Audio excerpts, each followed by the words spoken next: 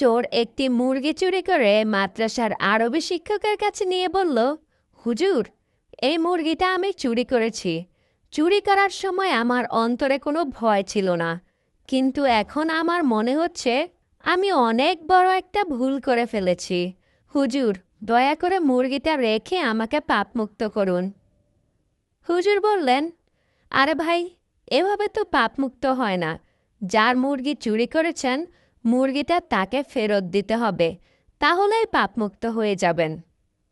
চোর বলল, হুজুর, ফেরত দেওয়ার চেষ্টা তো করলাম, কিন্তু তিনি তো ফেরত নিতে চাচ্ছেন না।